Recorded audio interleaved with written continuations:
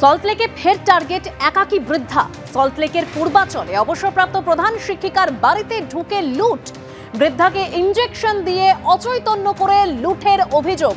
সোনার গয়না ও ৩ লক্ষ টাকা লুটের অভিযোগ। এমনকি গলা টিপে খুনের চেষ্টা করা হয়েছে বলেও অভিযোগ করছেন ওই বৃদ্ধা। গত মাসে স্বামীর মৃত্যু হয়, তারপর থেকে বাড়িতে একাই থাকেন অবসরপ্রাপ্ত প্রধান শিক্ষিকা। পরিচারক ও ব্রডব্যান্ড পরিষেবার সঙ্গে যুক্ত এক যুবকের বিরুদ্ধেই তিনি অভিযোগ করছেন। আরো বিস্তারিত জানবো ঠিক কি ঘটেছে এবং পুলিশের তরফ থেকে এখনো কি পদক্ষেপ নেওয়া হয়েছে।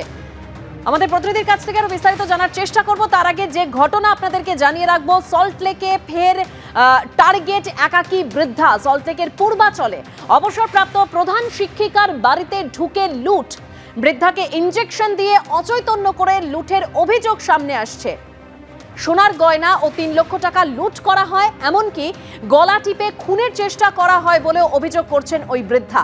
এখনো পর্যন্ত পুলিশের তরফে কি পদক্ষেপ নেওয়া হয়েছে, বিস্তারিত তথ্য জানবো আমাদের প্রতিনিধি আবির দত্তের কাছ থেকে। আবির, তবে এখনো পর্যন্ত পুলিশের তরফ থেকে সরকারিভাবে কিছু না বলা হলেও বৃদ্ধার সঙ্গে ইতিমধ্যে কমিউনিকেশন হয়েছে এমনটাই জানা যাচ্ছে এবং পুলিশের তরফ থেকে জানানো হয়েছে যে তারা উপযুক্ত ব্যবস্থা নিচ্ছেন এবং এই ঘটনায় বেশ কয়েকজনকে ইতিমধ্যে আটক করা হয়েছে। তাদেরকে জিজ্ঞাসাবাদের প্রক্রিয়া চলছে এবং যা লুট হয়েছে সেগুলো উদ্ধার প্রক্রিয়া চালানো হচ্ছে, এমনটাই বৃদ্ধার সাথে জানিয়েছেন পুলিশ। এমনটাই ওই অভিযোগকারিনী আমাদের জানাচ্ছেন এবং তার এটাও বক্তব্য যে গতকাল সকালবেলা যখন এই ঘটনা ঘটে তখন তিনি বাড়িতে একা ছিলেন। গত অক্টোবর মাসে তার স্বামী গত হয়েছেন এবং তিনি একা ছিলেন। তাদের বাড়িতে যিনি কাজ করতেন সেই ব্যক্তি এবং ইন্টারনেট পরিষেবা ঠিক করার জন্য আরো এক ব্যক্তিকে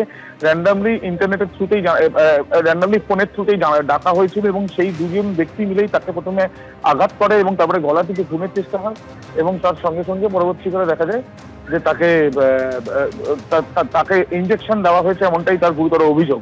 এবং এরপরই বাড়ি থেকে সোনার গয়না, তার পরনে থাকা সোনার গয়না এবং বাড়িতে থাকা ৩ লক্ষ টাকা যেটা লুট করে তারা পালিয়ে যায়। এবং এই ঘটনার পরেই তিনি পুলিশের সঙ্গে ফোনে যোগাযোগ করেন এবং তার যেটা বক্তব্য, তিনি যথেষ্টই আতঙ্কিত হয়ে পড়েন। তিনি কলকাতার একটি স্কুলে প্রাক্তন প্রধান শিক্ষিকা এবং এই ঘটনায় একাকী বৃদ্ধা, তার সঙ্গে এই ঘটনাতে স্বভাবতই প্রশ্ন উঠছে। ধন্যবাদ আবির। আমাকে ধাক্কা মেরে ফেলে দিল, ফেলে আমার গলাটা চিপে ধরে একজন ইনজেকশন দিল। এখনো দাগ আছে এই জায়গায়। ওরাই একটা ইনজেকশন দিল? হ্যাঁ, দিতে আমি অজ্ঞান হয়ে গেলাম।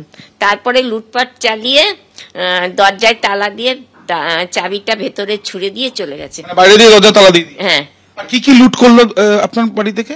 আমার গায়ে যা গয়না ছিল, গয়না বলতে এক হাতে বালা ছিল, এক হাতে চুড়ি ছিল আর মঙ্গলসূত্র ছিল। আর আলমারির লকারে ছিল জড়োয়ার সেট। সব সোনার? সব সোনা, আমরা সোনা ছাড়া জড়োয়ার সেট, তার সঙ্গে জড়োয়ার কানের দুল আর একটা হাড়ের মধ্যে একটা লকেট দেওয়া আর একটা বাউটি, সেটা ব্রোঞ্জের পরে সোনা। কি নগদ টাকাও নিয়ে গেছে? হ্যাঁ, নগদ টাকাও নিয়ে গেছে। তা 3-3.5 হবে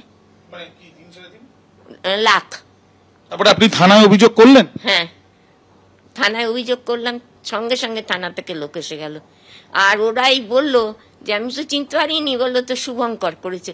আর যেতে না যেতেই ধরা পড়ে গেছে।